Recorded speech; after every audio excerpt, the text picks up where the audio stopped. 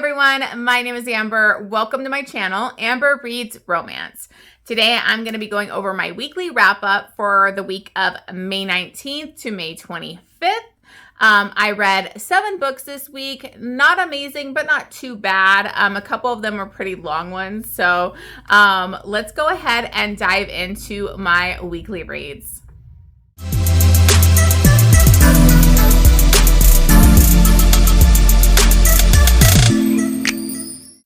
Okay, so before I get started, if you are new here, please make sure to hit that subscribe button. I appreciate all the support, and I'm trying to grow my channel on BookTube. So let's go ahead and dive into what I read this week. I did start off the week reading an arc. I read Corrupted Heart by Jagger. This is the 4th book in the Venomous God series. And I actually had a really good time with this one. I kind of rated it a little higher probably because it was an arc, but I still had a great time because we finally get Kratos, Draco's romance. So he's one of the Greek brothers, the Dracos brothers from the Dark Heart series. He was the only remaining brother. And so I was kind of like confused why he didn't have a book in the Dark Heart series, but now we finally got it. And I think it fit really well in this series. And it was really great to see him. And then with him being the main hero of this story, you get to see all your Greek brothers. And it was fantastic to see them again, because to me, that's the series I started reading Jagger for the first time. And I love it. I think the series is better than this one, but I'm still enjoying this one. So the setup of this, we have another CNC, which I don't know why he did back-to-back CNC. This isn't as much CNC as the previous book. It's more like primal play and like that kind of kinky times. But in this, we have Kratos, and he is the final brother that we need to learn about.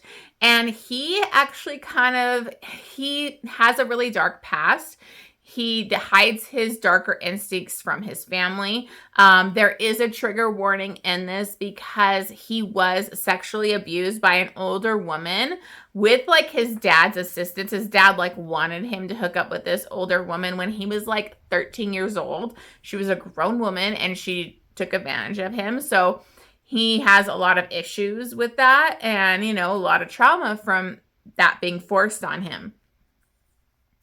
And this woman is a snake, and she appears in this book too. So he basically has been kind of hiding those urges, from his family. They have no idea about his past or anything like that. And he also kind of has this side mission of going against people that are doing sex trafficking. And you kind of saw that in one of the previous books in this series. So in this, we have Bianca, and she is actually the sister of Dante, who runs the Club Venom. And you actually saw him in the first book of this series, but he was also brought up in the previous Dark Heart series because he runs that sex club that is featured a lot in it. So it's not her real father, but her and Dante were taken in by this, mafia. He's the Italian mafia. So she's kind of like a mafia princess because she's basically like an adopted daughter.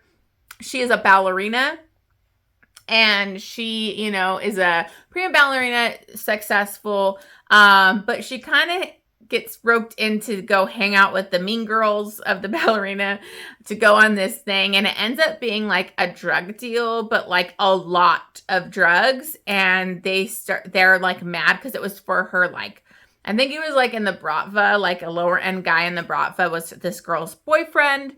And the guy's where's the guy? Okay, well, we'll just take you guys instead. And so her friends kind of ditch her, and she gets left behind, and she's about to get raped.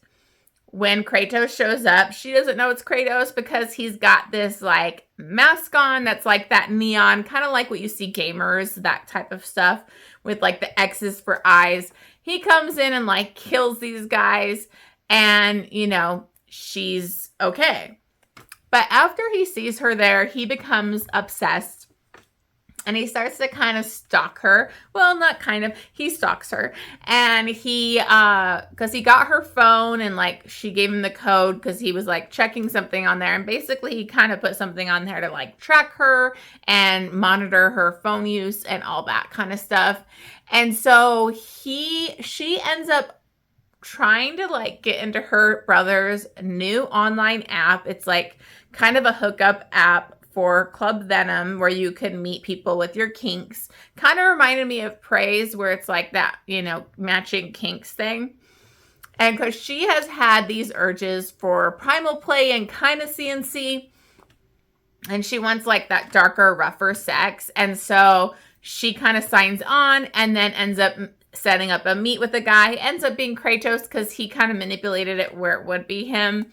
And so they meet up and they do a pretty intense like primal play scene and all that kind of stuff. And she has a great time.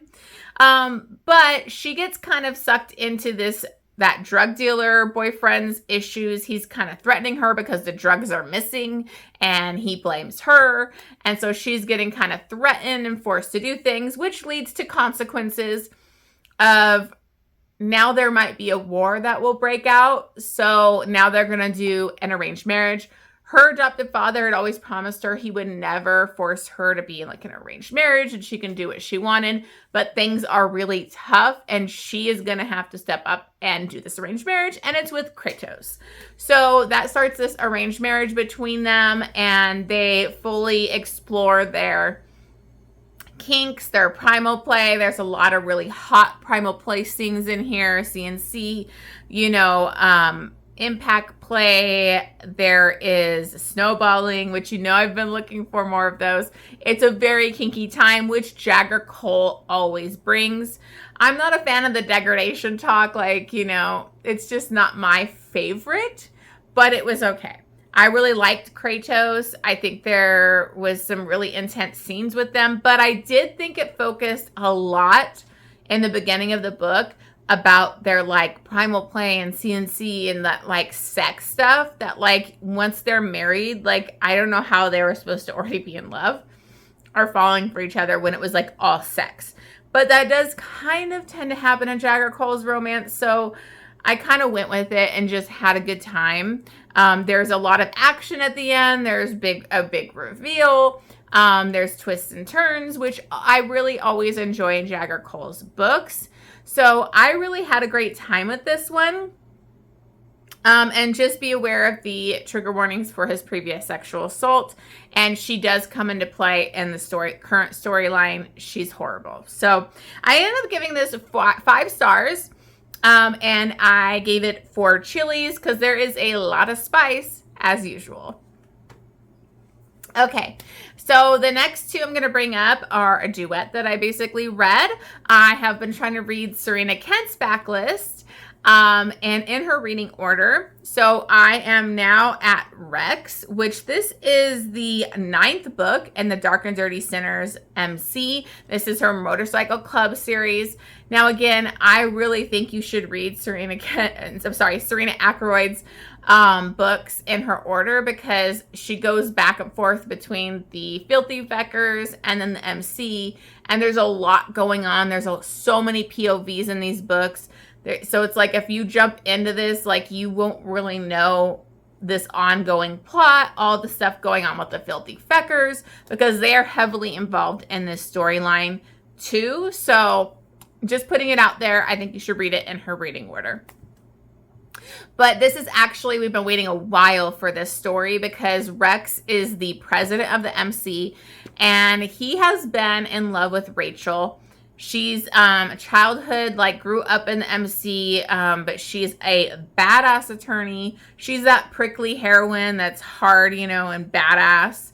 She's another badass heroine that Serena Akeroyd has written. I didn't know if I was going to like her in this because she comes off very cold and just unfeeling in the other books. But there is a reason, as always, that these prickly heroines are like that.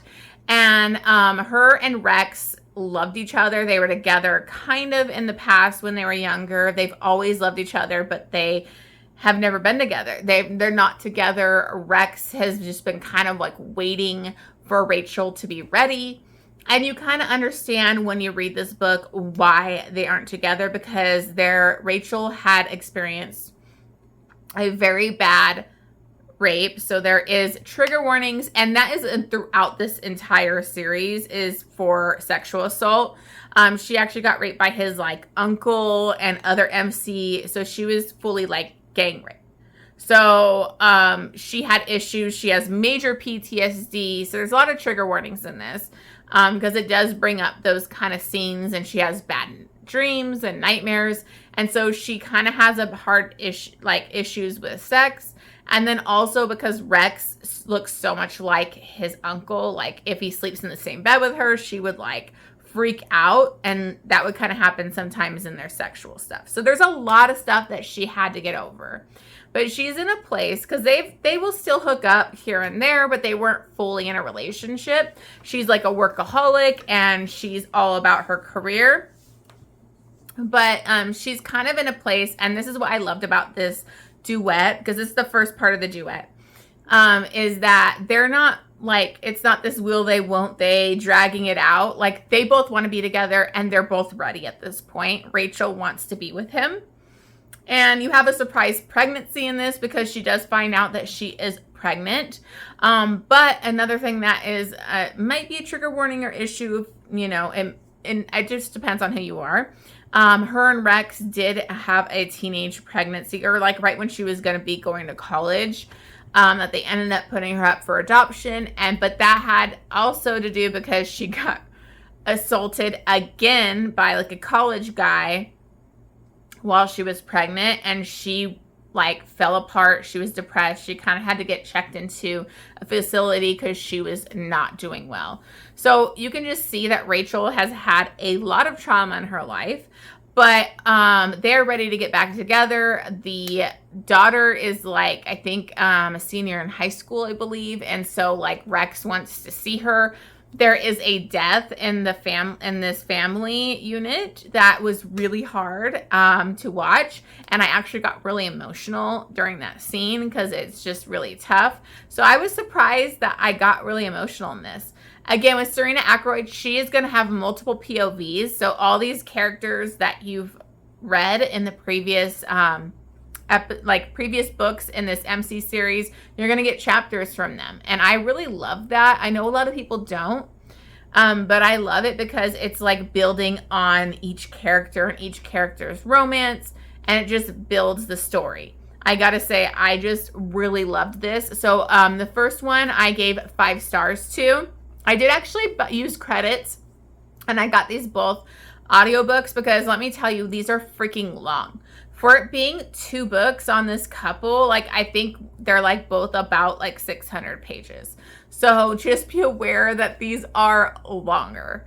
So I actually got the Audible credit that I used, and the audiobooks were really good. Like I think it made it even more emotional, and I just really loved it. So I gave that 5 stars and then 3 chilies. Also, then I went right into Rachel, which is the second part of the duet. And this just continues their story. And honestly, like I really fell for Rachel. I loved how she was basically learning to have friends, because she becomes part of the posse, which is like all the wives and like, these guys, women, like they come around her and they help support her, which she's never really had that. And she also works with them because a lot of them have been victims of sexual assault. And so they have like these meetings and stuff, and it helps her talk about her actual issues and stuff. So it was just great to watch Rachel grow and realize that she is Rex's queen, and she kind of steps up. And I just really loved it. So I think she's one of the most badass heroines, because even though she's been through trauma, she is a badass attorney, and she's awesome. So in this, again, we have multiple POVs. We have the ongoing conflicts going on We have more stuff going on with Lotus Star, and I can't wait for Lotus Star and Connor's romance now, because Lotus Star has always been a really intriguing, badass character. If you know, you know. So I really enjoyed this second part. And it even had like an epilogue where it's like years down the road where they're like kind of retired and they're going on a ride together. And it was just super freaking sweet. And I just loved it. So I ended up giving this one 5 stars too. And I think I also gave that one 3 chilies. So I had a great time with that duet. I highly recommend the audiobooks. Okay, sorry about that, you guys. My ring light just shut off. Don't know what happened.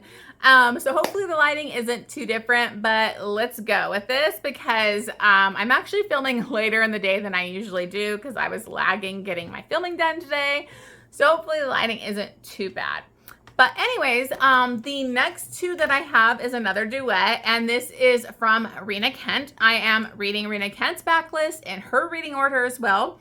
I've been vlogging that, so I have a bunch of vlogs on my playlist in the reading vlog section. Eventually, I'm going to make a Rina Kent playlist too, because since I'm reading all those. So the next one that I had was I think it's called the Throne Duet. And the first part was Throne of Power. This is basically set in the Bratva. We previously saw this heroine because she is the twin of another heroine from a different duet.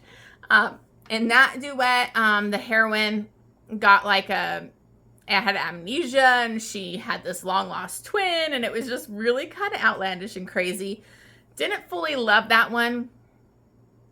And this one I kind of didn't love as well.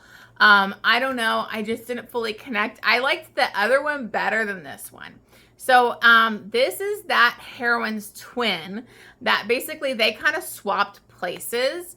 And she kind of went to live with the grandfather who was Pecan of the Bratva. And so she ends up going back and raised in that family to kind of be part of the Bratva. Obviously, she is a woman, so she's not held up to like where she could have as much power, but she does have a big position in the Bratva. She runs a lot of their like legal, companies, and she's really smart and making them a lot of money. So she does kind of have a place in their inner circle. Now, in that previous duet, she had come and helped the other twin with this like bodyguard assassin type dude. And so I knew this was going to be like their romance. And I thought it would go back to that time and you'd get to see them like fall in love and then like separate or something. But instead it's like 10 years later. I can't even remember the timeline, but it's like years after what happened with her twin, and that guy has been gone for like years, and she felt abandoned by him. He was kind of set up as her bodyguard. He was an assassin, but also set as her bodyguard. And basically now he's returned. And so, I don't know, you just didn't really get any of that backstory with them. It was just kind of like we're told about it. And they didn't fully have a relationship or anything, but they did like each other. But she's very cold and standoffish and all of that because of her place. She can't show weakness. I didn't really fully connect to her character. But in this, her cousin, I believe it is, because her uncle's running the Bratva now because her grandfather died. Her cousin is going to be set up for an arranged marriage. And she's like, no fucking way. You are not arranging a marriage for her. And so they're like, well, what do you plan on doing to stop that? And she's like, well, you can use me, marry me off. And they're like, okay, so you'll marry whoever we want. And she's like, well, I won't marry this person, that person. But who ends up walking in the door is this long lost son from one of the other, Russian leaders. And it ends up being that bodyguard, that assassin. And so she's set up for this arranged marriage with him. And she's basically like, hates him because he abandoned her and left her and didn't tell her why, and he just disappeared, and she doesn't trust him. And so it's kind of this, push and pull kind of thing. So that it gets very sexual very fast. There's a lot of sex in this. It ends off in a cliffhanger where she gets kind of attacked and listens in on his conversation because he's there for revenge. He's been trying to get close to the Bratva before, and he's kind of getting involved in manipulating things because he is after somebody in the Bratva, and that's her loyalty is to the Bratva number one, so she's very infuriated. So that lives off on a cliffhanger, and then we go into the second part. So the first one I gave 3 stars to because I just didn't connect to these characters. I didn't think anything really happened in it. It was really slow moving, and it was only like less than 300 pages. I've had this complaint before with these Rina Kent duets. I feel like you didn't need to make it into duet. You could make one book, but this is what happens with a lot of these authors. They do it this way. So it is what it is. So I didn't really love it. It was spicy. I think 3.5 chilies. I think I gave it. So the next part is Throne of Vengeance, and it did start out better because it did start out with a prologue about Kyle, who is the bodyguard, and it shows him like, I think at like 5 and what happened, how his father was killed. And you find out who his father was in this prologue, and his mother was trying to get away and all this stuff, and they get killed by somebody close to the father who's important, but I don't want to give things away just in case, because this is the second part of a duet. And in this, after the heroine Ray, or I don't even know how to say her name, anyways, she got attacked, she's in the hospital, and then she kind of like wakes up and has amnesia and doesn't know who he is. And so I got really pissed off because that was like literally the plot line of her twins thing, was she had amnesia, but we quickly find out she doesn't really have it. So anyways, she's trying to find out what he's really up to. They're continuing their arranged marriage. There's a lot of mafia stuff going on in this one. So I liked this one better than the first half, although there was a lot of stuff missing. There was a lot of missing pieces. I'll go into that more in my vlog. Honestly, my vlog is probably going to be kind of negative because it's 3 books that I didn't really love of Rina Kent, and that's like kind of the first time. So I don't want to say too much about this because it's the second part of a duet, but I was excited. Okay, so there's something that like other people may not like, and I'll just give you a hint here, and there is some birth control tampering in this, and I actually didn't mind that. So, but I like that in my romances. I'm crazy, so, you know, just be aware of that, because I know a lot of people didn't like that in their reviews.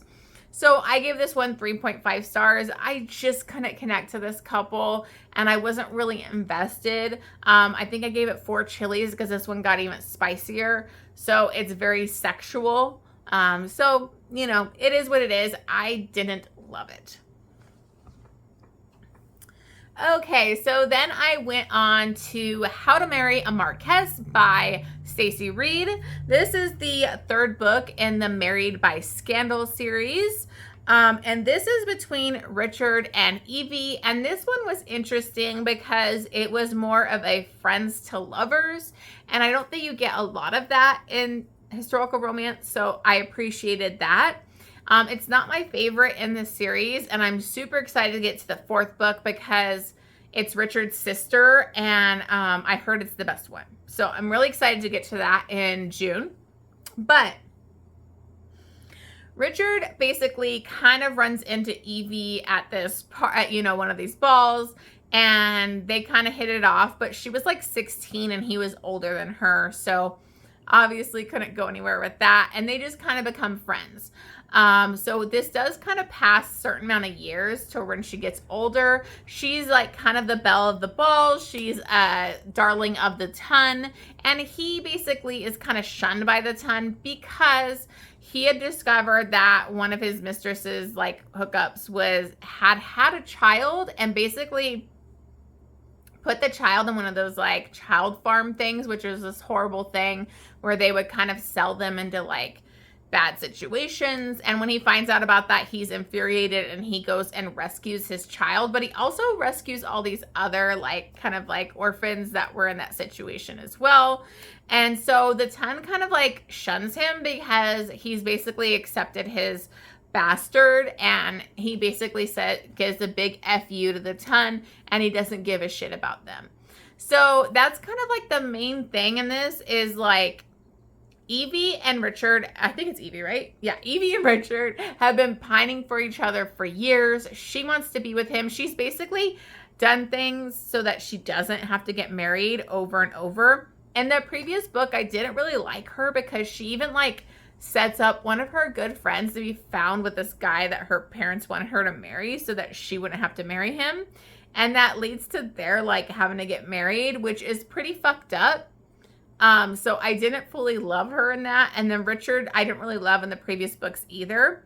I did like him a little bit more in this, but he was tough because in this book, Evie's like totally into him, and she kind of wants to do like this lessons in seduction thing with him. Like they are really good friends. He goes to her for everything.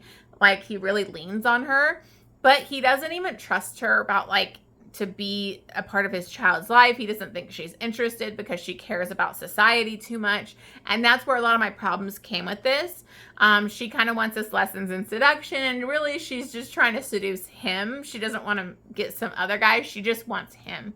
And so the thing that I had the issue with this is that Richard basically judges her really harshly, that like she cares too much about what society thinks, and so she would never want to be married to him. And even though he was kind of looking for a wife for reasons, he doesn't really want to be married, and he like basically thinks that she is snobby to his daughter and wouldn't like is too worried about not being accepted and would be shunned.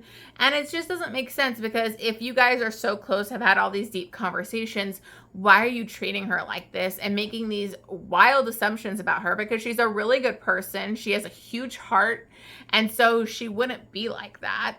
So that was where the issues kind of came for me. It would have probably been a 3.5 star for me, but Richard did a big grovel and like actually got down on his knees for this heroine and made some changes so that like he could hopefully be accepted by the ton and be with her. So I kind of bumped it up to a 4 star. It's definitely not my favorite, but I do think it's an interesting friends to lovers historical romance. So I did have a good time with that. I always love Stacy Reid. It's just not the best one in the series because the hero was kind of a dick for a lot of it. So anyways, and then I think I gave it like 2.5 chilies. Okay, the last book that I read was A Love Letter to Whiskey. I know, I have not read A Love Letter to Whiskey. I have put it off for years. I heard it's so angsty, and there's so much hype around this book that with me, I always get scared if there's all this hype that it's just not going to live up to it. It's going to crash and burn, because that's happened to me a lot. But I wanted to read a couple hyped books that were like supposed to be angsty, and I'm going to be putting a vlog up later. I ended up doing a lot on this because I got the audiobook on Audible, and I'm so glad I did. I actually read the 5th anniversary edition because I had heard a lot of things about how frustrating the ending was in the original, and people just were like throwing their Kindles and so like, but then Kandi Steiner came out with her 5th anniversary edition, which has like this extended kind of epilogue or kind of novella added to the end that's from the hero's perspective. So I was like, I'm just going to get that one so I don't lose it. And I'm so glad I did, because when I was listening to this and when the book ended, I was like, no, like that can't fucking be the ending. I'm sure you've probably already read this, so you know what I'm talking about, but it was infuriating. But that extended novella kind of story at the end made it a lot better. I even wanted more.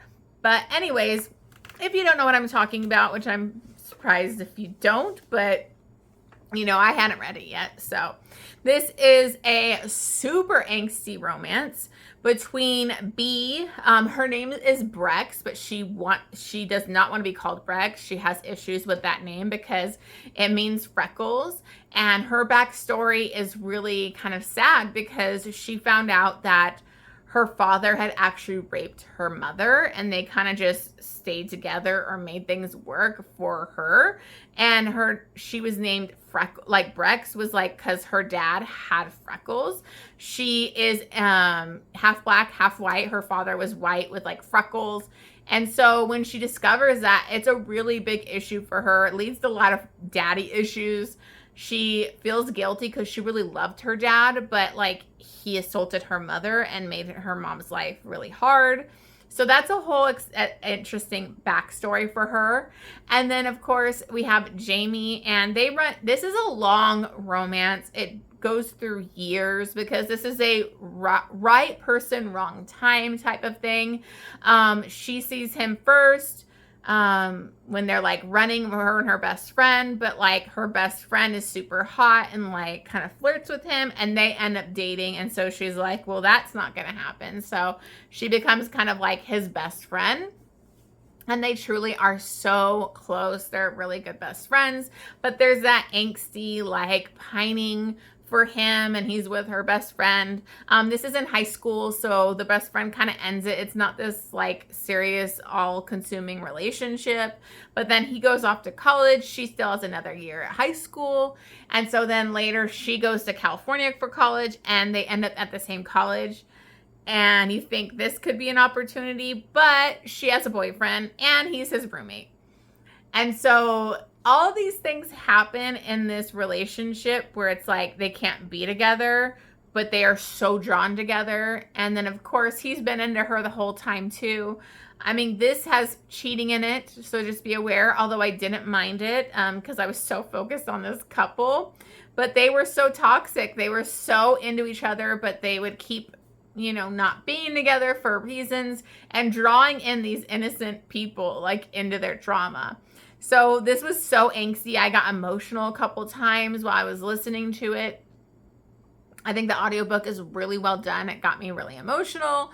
And I think that story at the end helped a lot because it added so much more to the actual ending. I'm not going to bring up why, but like the original ending, I would have been mad. So if I would have just read the original book, I probably would have given it 4 stars with the way it ended. But because I read this one, I'm going to rate this one. And with that extended story at the end, I loved it. And I gave this 5 stars and then 3 chilies.